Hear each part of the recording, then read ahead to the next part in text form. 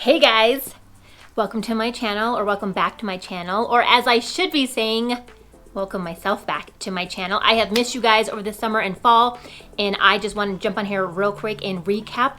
Where have I been? What have I been doing? What has the Colorado market in general been doing?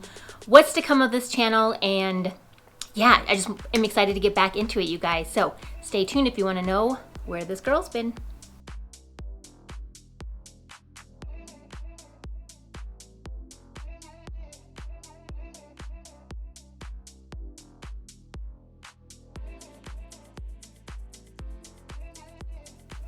Hey guys, welcome to my channel. If this is your first time here, please feel free to hit that subscribe button and bell to get notified when I make new videos each week. Yes, I am going to be back to making videos each week, and I just can't wait to get back into it and start, talking about so many more neighborhoods that I haven't even mentioned yet on this channel, talking about new things to do and what's to come. I'm just ready to kind of get running again with this because I know it has helped so many of you, and that is actually why I got a little busy this summer and fall, and kind of just what I overall saw in the market. So as I've talked about before in this video, a lot of you that do watch it, you're relocating from out of state, you're relocating from just different towns within Colorado. And that is kind of just what took my attention away, honestly, from this channel. Was I had just a summer blow up of people who were more than anything wanting to leave Denver.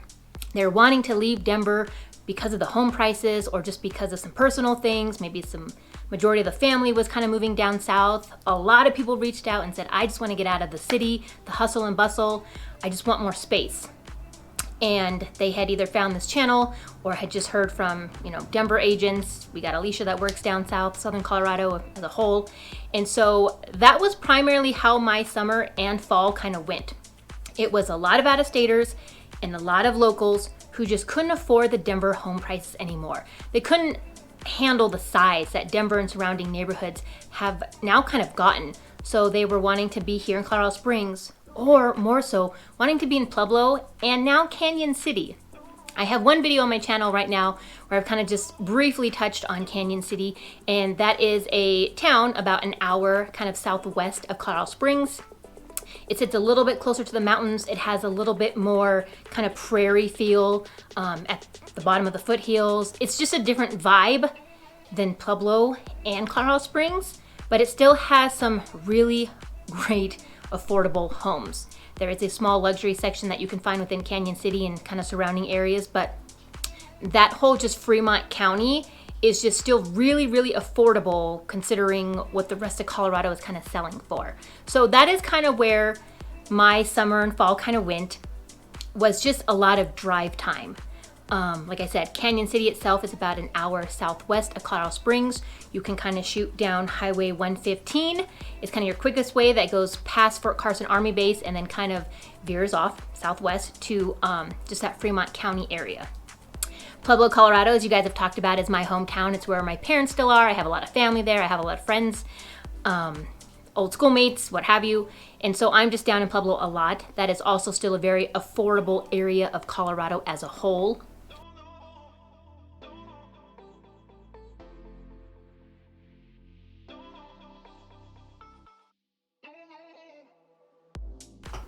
So that is where I have been. I have been running all over Southern Colorado, driving up and down the interstate and also Highway 115. I will say I also just picked up a lot of listings this summer, and I love my sellers, but I am more so kind of a buyer representative. Just more so that's kind of what my business attracts. This YouTube channel, other pillars of my business. I just like working with buyers. I just like looking at homes, and the fact that I got kind of seller heavy was just definitely different. But again, it was sellers in Denver. I don't mind servicing Denver. I've just noticed that a lot of my business brings me down south. So it was just a lot of drive time. That's why I couldn't get to some of these videos as much as I wanted to.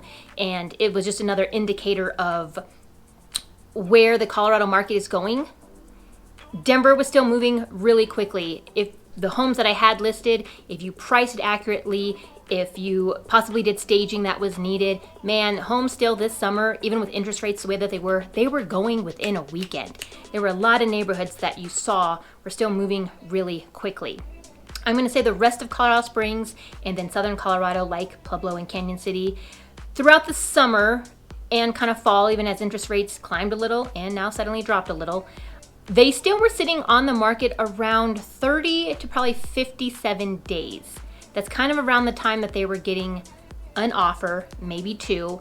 It was most likely going to be at list price. And it was going to be a very kind of healthy contract, in my opinion. It was going to be a buyer who submitted list price and a seller who was going to pass over a good home. And by good home, I mean a home where certain inspection items had been addressed. Nothing crazy, but we did see with a lot of the hail that we got this summer, buyers asking that the sellers submit a insurance claim to have the roof replaced. Sellers, they just knew like, well, hey, we did get a lot of hail. That's just gonna have to be something I'm gonna do, because you better bet after I sell, I'm gonna turn around and I'm gonna ask the next seller when I go to buy to replace the roof. So that was just kind of something we saw was a healthy negotiation. You might as well just chalk it up and do it. And that's kind of how it was with a lot of the inspection items that we saw.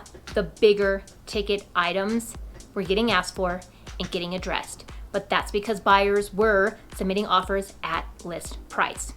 So I feel like that was just kind of healthy for both sides. You put a good product on the market, you're gonna have a good, solid, qualified buyer come in and purchase your home.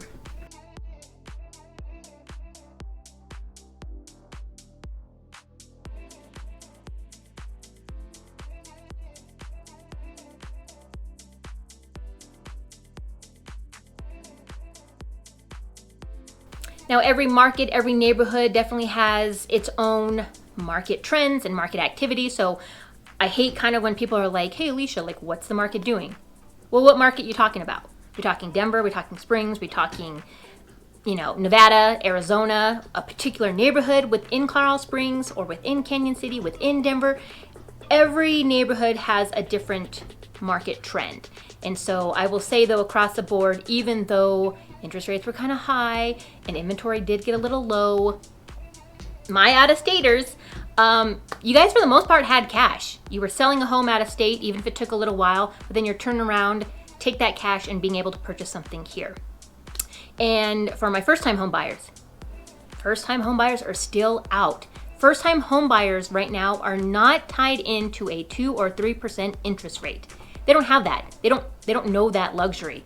This is the norm for them right now. This 6, 7, even when we touched on 8%, this is the norm for first-time home buyers right now. This is all they know. So this is normal for them. And if they're able to work with it, they are. They're out and they're shopping. So sellers were selling, buyers were buying, not at the crazy pace we were in the last year or two, but Colorado still had a really healthy economy and housing market here. Okay, if you guys have more questions or want to get more in depth about just kind of what the Front Range of Colorado and what Colorado Springs is doing as a whole, definitely feel free to reach out to me, call me, text me, leave something in the comments, and we can definitely dive into that more personably and just kind of more zoned into your particular questions. But I'm going to wrap this up as to what is to come of this channel. Well, I'm definitely going to be back on here more consistently, still doing neighborhood highlights, talking about neighborhood home prices, schools in the area, a lot of things to do. There are a lot of things that I'm finding, I don't think of naturally as things to do because they've just always been here. But the more of you that have reached out, you're even bringing things to my attention that I'm like, man, I didn't know that was a thing. So definitely want to start highlighting a lot more of the things to do on this channel, because once you move here, you got to live your life. Like, what are you going to do once you move here? And there is more to Colorado Springs than just hiking. So I definitely want to touch on some of those things. So if you guys have any questions on anything that I mentioned in this video, or just the Colorado market, the Colorado Springs market, and even just Southern Colorado as a whole, definitely, like I said, feel free to reach out, hit that subscribe button, hit that bell, and I will see you guys next week.